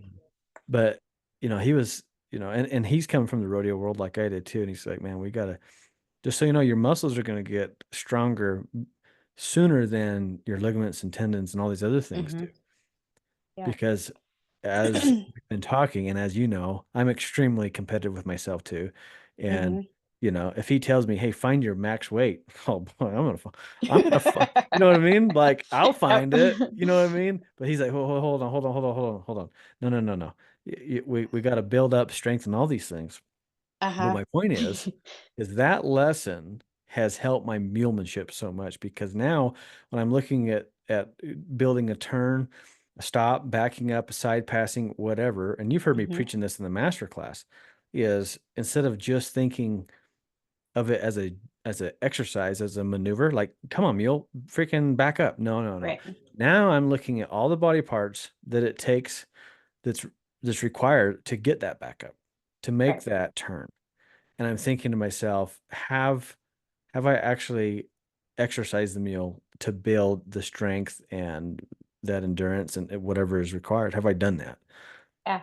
I mean, It's it takes important us. for people to realize too. Like I just killed myself the other day at the gym accidentally, but I did too much with my arms. And I thought I was like, all right, I gotta push myself a little harder today. And I did a bunch of stuff. I couldn't unbend my arms for 3 days. No lie, they hurt so bad. I could not unbend at the elbow. Is ridiculous. And then, but do you know we do that to our mules all the time? Like how many are weekend warriors and go out and just ride a whole bunch of miles on the weekend, but they rested all week long and they have no buildup of any type of muscle. I mean, I wouldn't say a bit of a weekend warrior because that is when I usually get out and get more of my miles, but they get exercise and other things, throughout the week that help build muscle. But go kill yourself at the gym one day or anywhere, go for a mile run and see how you feel without having any exercise leading up to it. And that's what we do to our mules if we're not helping build build their endurance, and then we wonder why they don't want us to catch them the next time. Oh You're gonna yeah, kill me, it hurts. yeah. That's a great point. Yeah, because so many people just ram and jam and just go go go, and their animals aren't in shape for it. So Yeah. yeah, it's just it's helped me in a lot of ways, and like you mentioned too, the mental confidence Yep. is, I think, probably the best result, the best Hmm. side effect of exercising. Like um, and for me, it definitely helps to have a coach actually saying, "Hey, this is what you should do," because Right. then I'm like, okay, all right. Whereas I think if maybe I was by myself trying to come up with this stuff, I'd be like, well, I think I should do that, and you're not really sure. And that's why I developed the Sure. master class with the mulemanship. That's why I developed the master class was so people Hmm. know what they ought to be doing. But anyways, is developing a mindset of pushing yourself, but not doing too much to where, like you said, you get hurt. Right. And that mindset applies to mulemanship too. Okay, how much should I ask of my meal today without asking too much? Because we've all asked too much before. We go, Sure. well, you know what? I wish I would have just put you away 20 minutes ago because this is Right. not going good. And so it's knowing how to push, when to push, but without crossing that line. Yeah. I've definitely gotten better at learning that lesson with Betty Boop and where we can take things and when it's a good time to just when she's mentally comfortable. Like this is a good stopping point. I didn't get all the things done that I wanted to get done, but this is a real good stopping point. Yeah. Something I want to focus more on in the master class next year too is that point of when to, all right, that's good. Now When to quit. back it on off, because something that I've struggled with my whole life with mulemanship is I don't have a problem pushing it, you know. Yeah. That's not a problem. The problem I have is pushing it too far and not Right. giving myself a buffer to retreat back to. What I mean is this. Like some of the best sessions I've had is when I have timed it accordingly. And I'm not talking literal like time, like 20 minutes on, whatever off. No, no. Like when I've got my timing within the maneuvers to where I work my way up to that limit, but leave myself time and I guess the mule's mind. Leave enough mule mind to Hmm. back it off and go back down your checklist so you're ending on things that they're confident on. Right. I love it, and something that's kind of with the physical fitness world things, that's like ending your workout with your good stretching. Hmm. For so long for me, like I'm just thinking back when I rodeoed, a workout was just like, no, hardcore push, push, push, burn yourself up. And now stretching's for sissies. Like, It's not, so important. you know what I mean? Like, I'm not going to stretch, Yeah. back then. And now I'm Right. like, how long till the stretching? I can't wait to see. I Right. just want to stretch, you know. But that's kind of the stretching of our physical fitness is kind of like Yeah. the review going back with your mules. So leaving yourself that time on the back end of your session, whatever that is, to go back and Right. end on something that is is is a cool down for the mule, both physically and mentally. They need that cool down physically and mentally with the maneuvers. Yeah. I think with back to the physical fitness part too, um, and I think you've even said it, but if I don't want to do it today, okay, I can give myself off tomorrow, but I got to do it today. And then tomorrow I can take off, but you got to do it today. And when you do just do it, even if you're in that lazy mindset, which I've actually been in a little bit of a lazy mindset lately. I don't know if it's the holidays or what it is coming up that I'm just like, I don't really feel like doing anything. And I just keep pushing myself, like, I got to do it today. I don't have to do it tomorrow, but I got to do it today.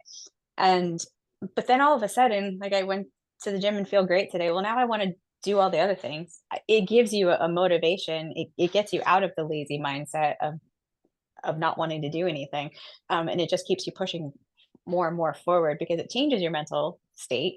It, like you said, makes you more confident. But I don't know if so many people realize, like, it's an antidepressant as well. Like, you get this, and they call it runner's high when you're running, but Hmm. it doesn't have to be running. It can be any type of working out, any type of stretching, any type of strength building exercise. You just get a mental high from it, and it takes away any type of negativity, antidepressant, any kind of depressant mood or anything that you're in or thinking about, anxiety, takes all of that away because you have nothing else to focus on, and just puts all this. I know you like brain studies. There's a book that I told you not to read because you're too young, but younger next year is a book of, and it actually talks about the chemicals and the endorphins and the things that are released into your brain when you exercise and why it's so important. And there was a study in that book about this woman who was just on every antidepressant, tried every therapy, counselor thing, whatever that she could try. And she was suicidal, and she was just going down bad paths because a lot of these medications just dove her deeper into a depression world. And somebody finally told her to go exercise, and just made her held her accountable, held her to that program, and just made her exercise. And she came off of every antidepressant, and it has a totally different outlook on life. And so sometimes it might be about your mule, it might be about you. It doesn't matter what it's about. It's a key fundamental portion of our life that we need so many neglect. Oh yeah. You're right. It totally changes you. Like I always tell everybody, you're not going to regret it. Like you won't be mad that Hmm. you worked out. You're like, oh, that was such a waste of my time. No, Nope. you're gonna feel good about it. Yeah. And my favorite morning routine, and this sets me in such a good mindset. Today I'm here with you doing a podcast, Yep. but on a typical day, I would do my morning routine and I'd be out with the mules or at a clinic, right? Right. And you see me at a lot of clinics show up, hey, it's the best day ever. But I really Hmm. feel that way. I really feel Right. that way.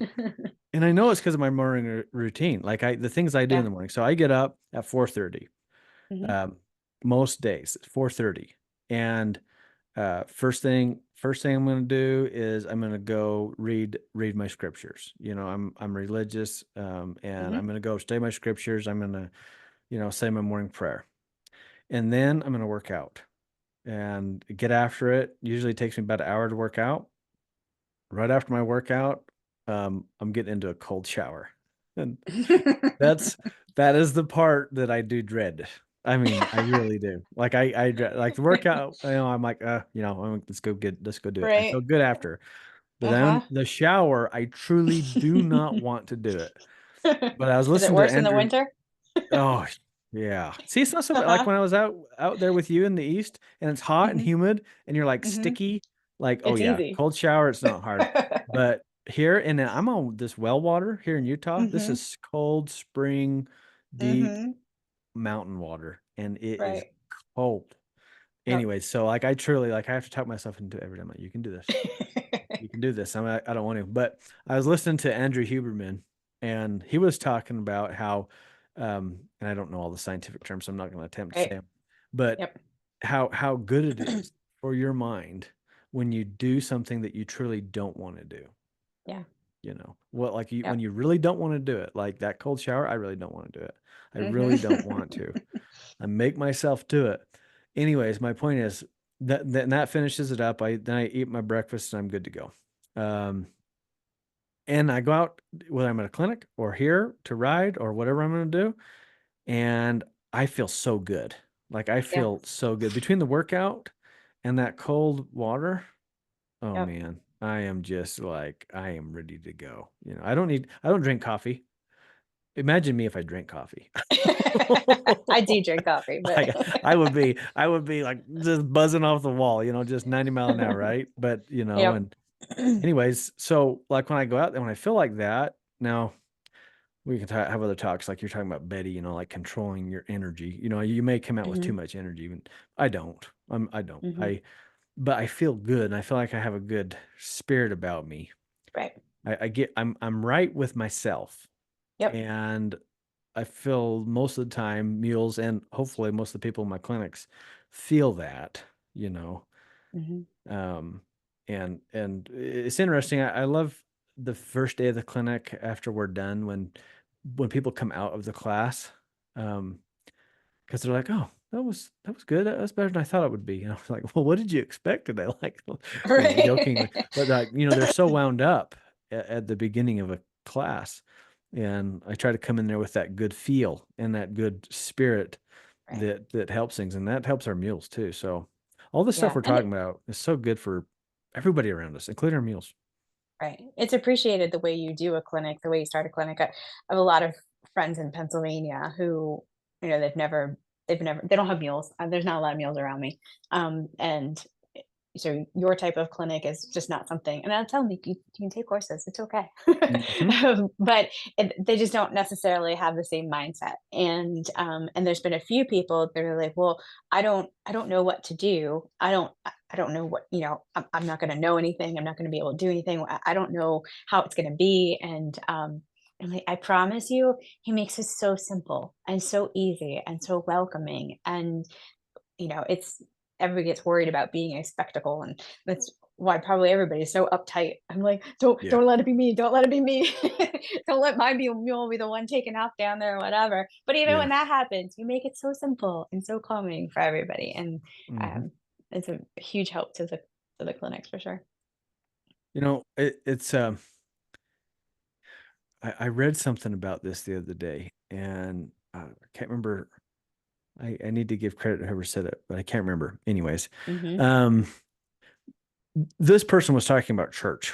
Okay, Hmm. like people worry about going to church because, like, well, I'm not a good person. I'm not doing things how I should. I smoke, I drink, I whatever. I yell at my kids. And this guy's like, no, no, no, no. That's not what going to church is for. Right. It's think of it as a repair shop. Like it would be great if the whole congregation is full of everybody, a whole bunch of sinners in the congregation that are Yeah. there to try to get better. Right. And when I read that, I was like, oh, that's like my clinics. Like I don't want people coming to my clinics to show off. I never want it to be a clinic like that because I've been to clinics like that. Hmm. I've been to situations that I show up and I'm like, oh, I get it. Yeah. Yeah. Everybody's here to show off what they got. They're not here Right. to learn, they're here to show off. But I don't want my clinics to ever be that way. I want people to show up and be like, oh, this is a repair shop for humans and for the animals, but Right. mostly for the humans. Hey, let's show up and be better. Like we're not here to show off how great we are or how we got things going. I think that goes with the culture of people that you're developing too, and that come to your clinics. And there's so many people invite me to go to other clinics. And I don't have much desire to, because there's, especially at least around me, the horse world is just so different, and the people aren't necessarily the gracious people that I'd like to hang around. And you want to be with people that you feel good about and that make you feel good, and you make them feel good, and they're appreciative and gracious, and attitude of gratitude and thankful for your friendship and thankful for your time. And that's just not, that's definitely the people that you have, that come to these clinics, and the ones that really dive into all of the pieces of mulemanship, not just trying to perfect the mule. Or, somebody might come into your clinic from the first time with a troubled mule, and that's why they signed up to be there, but end up in this whole world of something they never even knew was going to happen, which is Yeah. kind of actually how I got here. I didn't have Hmm. a troubled mule, but I was new to mules. I just got one, and somebody said, "Well, you should go to a clinic." And it happened to be like a month away from the time that I had got my mule, and sure enough, I showed up. And that is not something that I normally do. Like, I don't like to go to do things by myself. That's not me at all. Um, I like to have somebody to go with me so I can watch to see what they did, and then I can determine that it's okay for me to do it. That's how I like to do things. But I showed up at that one and ended up with lifelong friends from the very first, from the very first clinic. Ended up with lifelong friends, and I'm forever grateful for the journey that it's been since then, and has continued to be. And it's funny you brought up church, and I wasn't sure if I was going to say this or not on the podcast, but um in my former years, a long time ago, I was the pianist for multiple churches and worship leader, led the choir, did all the singing, all the praise, all the special services. I was the youth director, and I actually started the preschool too, but I don't want to teach little kids. It's not really my thing. But the church needed a preschool, so I did it. We got it started, and then I got a teacher hired for it.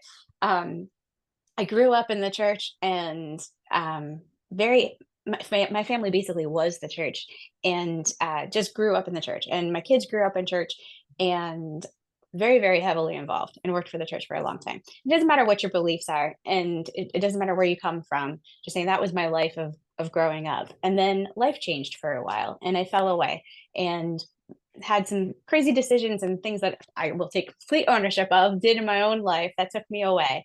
And at that point in my life, I changed my mindset, and my own mindset changed, where I just told myself, I don't need to go to a brick and mortar church, because the people in there, because I worked for the church, you get a very different view sometimes of people, that are sitting in the pews. And like, the people in there aren't really who they claim to be.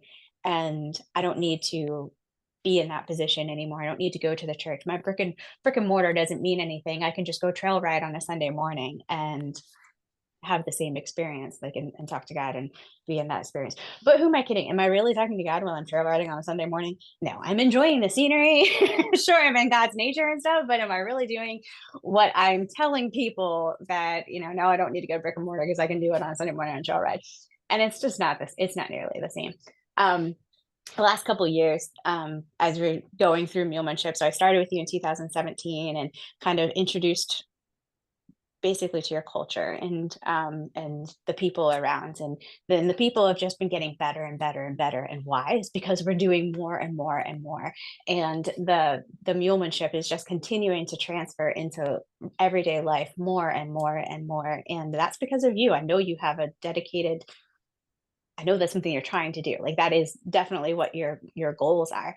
And but that goal is, I think, probably behind the scenes, spreading so much more than you even realize. Because you don't hear about it every day, and you don't. people don't tell you. I can't tell you how many people, I can't text message you every single day and tell you how many people reach out to me about what I'm doing, it would be Hmm. a lot. And but for the last couple of years, I just feel like something was missing in life. And I didn't really know what it was. Like, was it finding Equithon? Was it, I don't have the mule, my dream mule, and the right one, like all these different things. Well, I feel like I found my dream mule. I love that little Betty Boop. So, and there's still something missing. So it really wasn't that. And then I found Equithon, and that's great. But there still feels like something's just missing in life. And so it wasn't that. And I feel like all these different things over the last couple of years. And all these little tiny things just kept pointing to, like, you really should just go to church. And so I live across the street from a church. Like, it's literally a 20-second walk across the street. And I've never set foot in it. And I have lived there for 6 years. And it's even the same denomination of what I grew up in. So there's like absolutely no excuse to have never been in that church, but I had never been in there. And an old friend of mine reached out just recently this past week, and they are someone who and never didn't grow up in church, never went to church, never anything. And he said, for the last 4 months, you might be surprised, but I found my way to church. And I was like, oh, like, are you kidding me? That's not you at all. Like, if you have ever read the book that Can't Hurt Me, the language, that's the language. And I'm like, that is totally unexpected from you. But it was just like one more nudge of, you know what, you should just go. So this past Sunday, I walked into that church, and the hardest thing to do was walking into the church. Like you just said, like sometimes that's the hardest thing, is just showing up. And because everybody's gonna look at you, everybody's gonna, you think they're judging you, and really they're just grateful for you to be there, and they just want to say hi. So I realized after I walked in, just like church, I found myself sitting in the same area of the same pew I would sit in growing up all of the years of my life. And as I was sitting down, I was thinking, I hope I'm not taking somebody's seat, because everybody sits in the same spot. And then people started talking to me and stuff, and I honestly almost got teary eyed sitting there, because the church itself was just like my church that I grew up in. Like the decor, the way the piano was set, everything was the same. And I took a picture, I sent it to my mom, and she's like, "Are you in church?" I know that made her heart smile, because it's been a long time. It's been a long time. So your mulemanship is not just how do we relate to our mules. It casts over into all of our lives. And that same woman that reached out to me last week to ask about, hey, I'm lost in life. This morning she texted me and she said, I put a Bible on my Christmas list. What version should I get that's easiest to read? Because I really think I need to read the Bible. And I was like, NIV. Well, personally, it's the easiest one for me to read.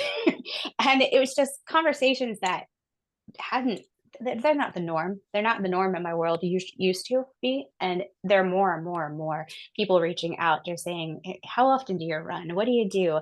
Like, what is this mulemanship?" I was on a trail ride with somebody, and they're like, so did you grow up around horses all your life? And you know the answer, but they didn't. I was like, no, no, this is only the last few years. And they're like, well, what do you do? You seem to really know what you're doing. What have you been doing? And give me an opportunity to say, hey, check this out, check this out.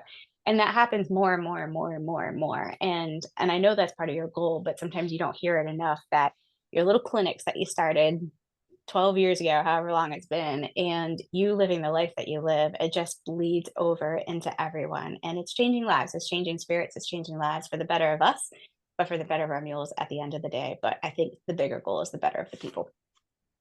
Oh yeah, yeah. You've heard me say it. At the end of this career, whatever that is, if you want to Mm-hmm. call it whatever I'm doing, at the end of this journey of life that I'm living, I hope Yep. that it's helped people. Really help the people.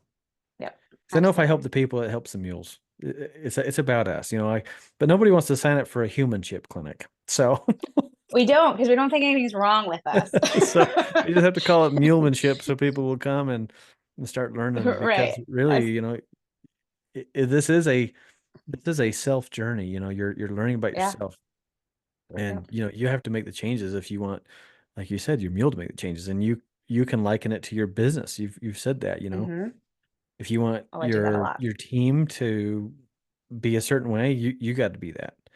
which kind of leads me to another thought that you're really good at this, and we've talked about this before, but the people that you're around, some people say, well, you got your big five. Who's your big five, your main five? And I don't necessarily think you need to put a number to it exactly, because you can have one person around you that's that great influence or whatever. You can have Mhm. 20, but that's important, isn't it? In this journey of mulemanship and life, just the people you're around. That's beyond important. I don't think of it as five either, although I do say that you're the average of the five top people you hang out with. Um, but I don't put it as five either. I make sure one of them's fitness. I make sure one of them's mules. I make sure one of them's business. And I make sure one of them's just a darn good person. And so that's only four people. But I just make sure that I have one in every aspect of life that's living life to a better standard than I am. And it has to be to a higher standard than you're living. Otherwise, you fall to the level of the people you hang out with. So if they're higher, you're just continually trying to raise yourself to meet their level. You don't want to be embarrassed to be their friend. So if you're the mule person, obviously you're the horse person. So, well, I don't want you to be embarrassed of me. So I'll keep trying harder. I'll just keep trying to do better. And same as the gym. I like my coach, she'll text me, "Are you coming today? Where you at?" And she's older than me, she's more physically fit than me, and she's killing life, and she's coaching CrossFit every day.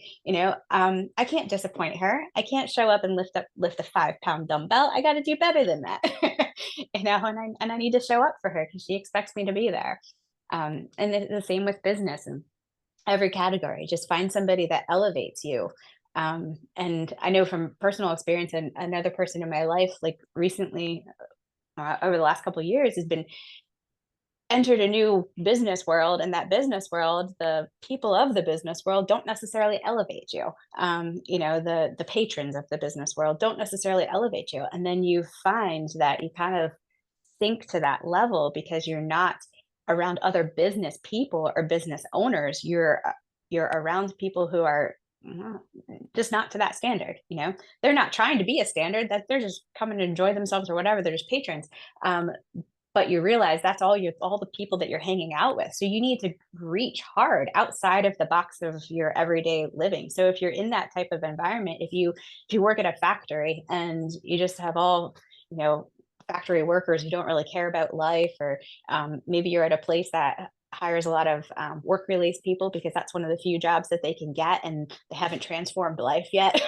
And you're just around people who don't care to the level that you want to care about life. It doesn't mean you have a bad job and you need to change it. It just means you need to reach outside of your current environment. You might have a fantastic job with a great retirement plan, but reach outside of your everyday living so that you can still elevate to a higher standard. And that's so important. And you really have to work at it sometimes. If you're not surrounded by, like, I'm self-employed, I can surround myself by the people that I want to surround myself with.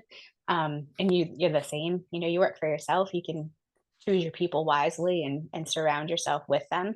But let's say you're doing clinics and people aren't quite up to your standard, and if you just continue to, like, all right, I'm going to only talk to these people for the rest of my life, and you're going to drop to their level. So you have to reach outside and find other people that'll help motivate you higher. Yeah, that's a great comment, because oh my gosh, it's really easy to stay in your lane. So like when I get home from clinics, I love to go rope, love to be around other horsemen. Now these are horsemen, they're not teaching clinics. These are not Yeah, professional. They're not professional horsemen by any means, or sure. professional trainers, but they're just dang good buckaroos. Yep. And I go hang out with them and get around the roping. I'm like, oh man, like, I gotta work on it. Like it makes me, it, Yeah. it pushes me. And then Yep. like you're talking about fitness world, I got a coach, and you do too. And, people that will push us there, and, people in church and people in other aspects, and just good people to be around too, Hmm. and family. There's certain members of family that can bring you up, and certain members of Oh family that yeah. can bring you down. And Yes. you know, you do have to kind of balance that. You do have to Yeah. balance that. And anyways, but in these days too, we have, with technology, and you and I are both a fan of podcasts. Here we are on a podcast. Hmm. Um, this can serve as that other person. These. Right. and books can serve as that person or thing, to be around, because I'm sure a lot of people are listening. They're like, yeah, but I just don't have 5 friends. I just not around 5 people. And, And you don't I have would to. encourage, yeah, I say, yeah, exactly. You got right at your fingertips, this phone. I mean, Right. you can listen to podcasts and books and you can look on YouTube and learn anything you want to learn. Like Sure. YouTube could be your friend and just learn how, okay, well, today I want to learn how to plant this type of vegetable, whatever, whatever. Um, but yeah, surrounding yourself with people that will push you and Well, and things. the more you do that, like I didn't meet you until 2017, but I had the same mindset before that. Um, you just weren't one of my people, Yeah. unfortunately. Sorry. But I was still Right. around people and I was still working on finding people that elevated me. It was just a different group of people at that time. And as you continue to do this, but it opens more and more doors to other people. The more you read, the more you find, the more you investigate. I mean, I have a ton of new Equathon friends. I didn't even know these people existed, and they're great Mhm. people, But now I have all kinds of new friends, and we're actually in the process. So we're in the process. I am in the process with some of the Equathon board people. I didn't even know there was a board for Equathon, but there's people who sit on the board. But anyway, we're starting up a group, Warrior Women Riders. Like, just hey, you're some tough women who have to have some physical fitness and get on these animals and ride and wear your bodies down, and let's keep motivating each other up. I admire the endurance people, and I do not have any ambition to get on a horse and ride for 50 to 100 miles. That's just not what I want to do. But I like the physical fitness aspect of it for me personally, that I combine the two. I can combine my equestrian with the physical fitness, and I have the best of all my worlds. And I don't have a lot of time in life because we're busy. So combine them, and I'm doing great. Kill two birds with Yeah. one stone, right? Um, and there's a different level of physical fitness that when you get off, you have to go run. And, sometimes I think some of the long distance riders, if you'd ask them to go run a mile, they're like, oh, no, no, no, no, give me my horse, then I'll go. It's Hmm. just it's a different aspect. And I really want to connect with more people out there. And just as, we're me as a female is getting older and I don't want to. Longevity. You talk about longevity. I don't want to get older. I want to stay exactly as I've been. And the only way I'm going to do that is to continue my physical fitness and continue my journey and stay strong so that I can be the last race. I don't know if I told you, but the last race I was beat by two 70-year-old ladies. That Oh, made me so upset. yeah. But I was like, I want to be that 7-year-old lady. Yeah. Yeah. So That's cool. you have to go at it. Heck Anyway, yeah. so Well, I have. surrounding yourself elevates you to different people and opportunities you never even knew about. Oh yeah, that's such a great lesson. That's just a great life lesson. All this mulemanship is just really lifemanship. It's all the It same. really is. It just runs together. If you're gonna get along with your mules, you're gonna have to get along in life. Right. And but I have no doubt that you will be one of those 70-year-old ladies. You're gonna be one of those 100-year-old ladies out there I'm uh working on getting it. after it. And of course that's a long ways away because you're in your prime right now. So Hmm. We'll just go with that. well, I know I've kept you for almost an hour and 45 minutes now. So I know you got things to do and a team to lead and life to go get after. So, Yes, you do. but I sure appreciate you. Um, Absolutely. Thank you. you have given a tremendous amount of advice already on this, so this might be kind of hard, but maybe you can do it. You know the deal. At the end of my guest episodes, I like to ask the guest, "What's one piece of advice you'd give people going down this journey of mulemanship or this journey of life? It doesn't have to be about mules. It doesn't have to be about life. Just something, one or the other combined." Yeah, I think we've talked about it a lot, but I think my biggest piece of advice is to really start some sort of physical fitness journey. Like, that really is probably my biggest piece of advice.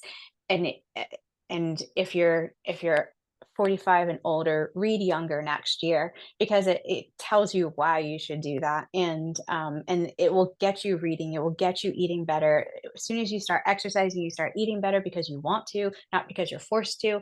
It just all happens. You get a better mindset, you have a bit different outlook on life, you're more confident with your animals. It spills out into, I feel like if there's a hub of the world of how it all spills out, I really feel like it starts with some sort of physical fitness. Um, you can talk about mindset first, but if you don't get your body right with it, like, the physical fitness actually helps your mind, and it helps so many things. So even, one of my friends recently, she wanted to run with me, but she has never run before in her life. And we were going on a little riding trip together, and she was like, I want to run with you. And she had been working on spin bike and working on biking.